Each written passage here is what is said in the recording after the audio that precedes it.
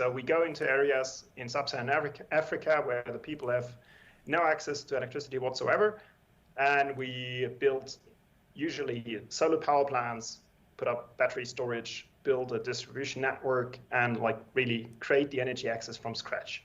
That's where we come from, and that's our DNA basically. And give me an idea, more or less, how many people are we talking about in Madagascar who have never had access to electricity? Yeah, unfortunately, this is still 2/3 of the population, even if we take the most optimistic cases. So yeah, a lot to do for us. And why is that? What have been the problems that have held up people from having access to electricity in the past? Yeah, it's a wide range of issues. So first of all, the state utility, which is supplying most of the people at the moment being, they struggle financing. And also the issue is that they are running currently on diesel, which is very costly. So they are struggling finding additional finance to expand the national grid to connect more people.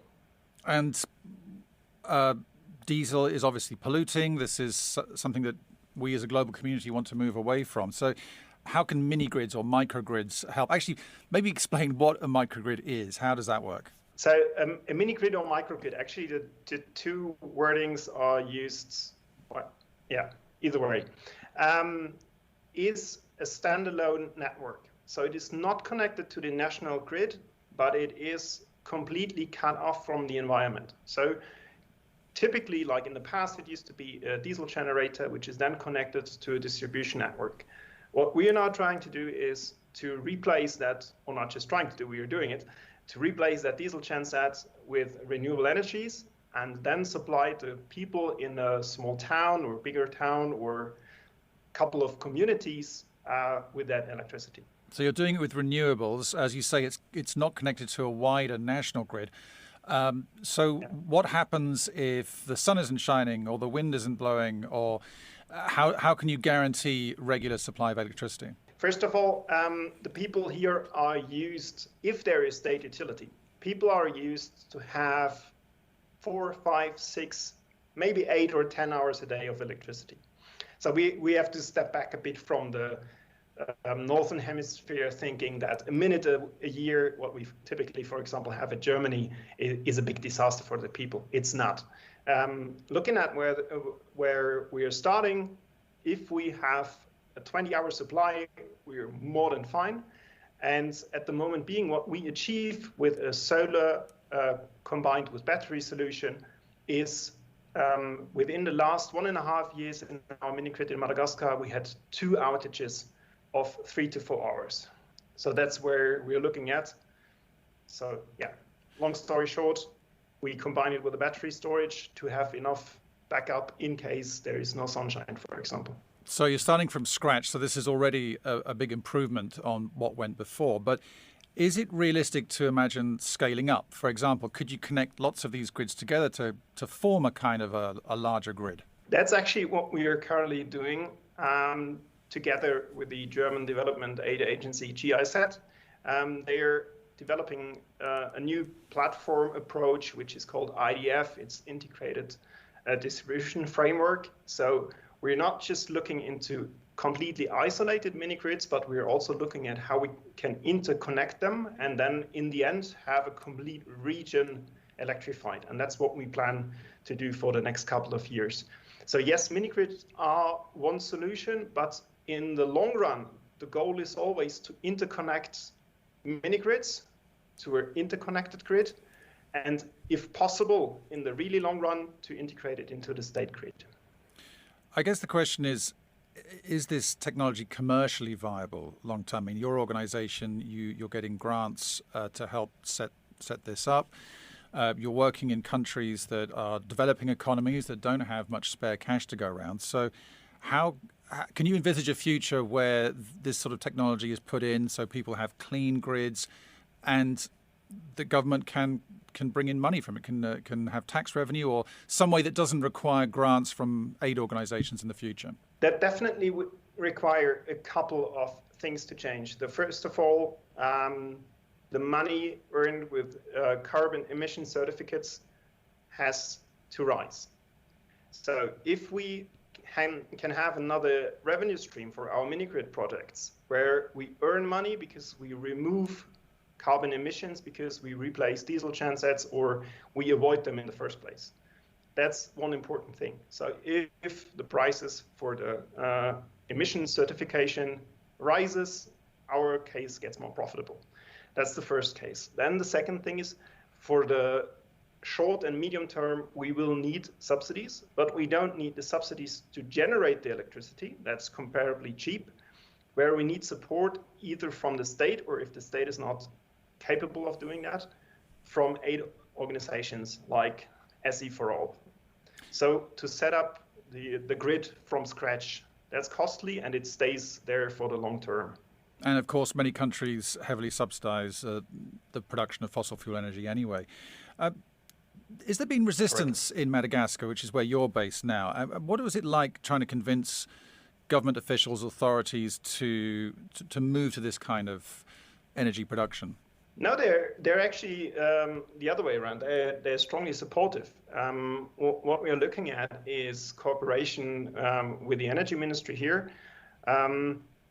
That works fairly well. The thing is that we have to give them some time to change the regulatory framework, because now everything is set up for diesel generators and everything. So there's a lot of environmental permits and a lot of studies we have to do and everything. And this we have to get rid of, because we need to speed up to get more people connected. Now, this might be a bit outside of your wheelhouse, but I know that Africa GreenTec Madagascar is part of a wider organization which is active in lots of different countries. So these conversations are going out across the continent. And as you probably know, at a global level, developing countries are coming to COPs, to these UN climate conferences, and sometimes saying that they should be allowed to develop their fossil fuel resources because they need to develop and they're not the ones who are responsible for most of the pollution. Are you hearing those kind of arguments, you and your colleagues within Africa GreenTec, and how do you respond? Yes, we are hearing those arguments. And I must say, who are we to tell them to keep those resources in the ground? First of all, for those countries, it's an income stream. And if we look at countries like Norway, for example, which has its wealth from those resources and is now 100% green, but in the past it exploited oil and gas. So how can we tell the global south to keep those resources in the ground? If we should do that, I mean, we have to go carbon neutral. If we do that, if we tell them keep it in the ground, then we have to come up with a solution. So we have to subsidize renewable energies, and we have to compensate them for the loss of income stream.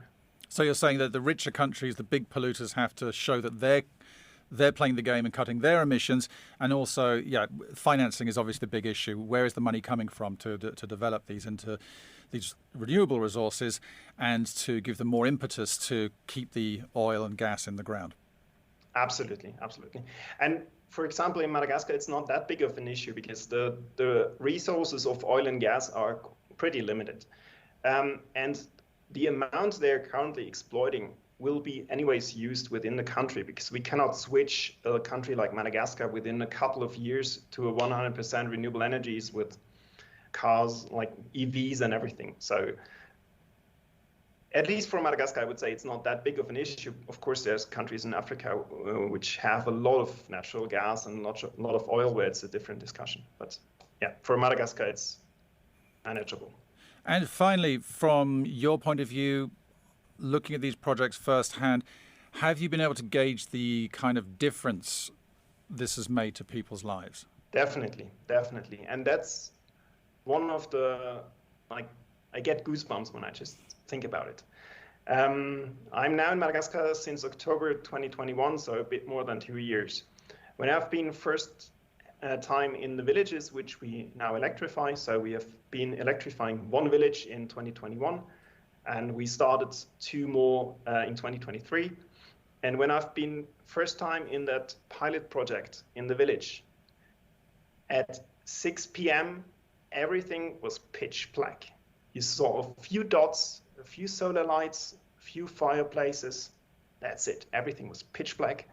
The day was over. People are going home, maybe cooking, going to bed. That's it.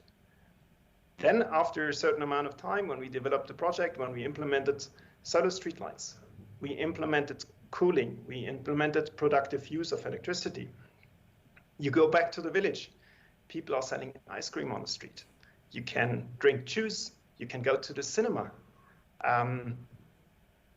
Machinery running before that on diesel, rice husking mills, rice mills to create flour. Everything was running on diesel, was heavily polluting the air. Now they're switching the electricity on, the machine runs. Literally night and day difference. Absolutely. Moritz, thank you very much, and we wish you all the best. And if you have any updates, we'd love to hear them. Thank you very much.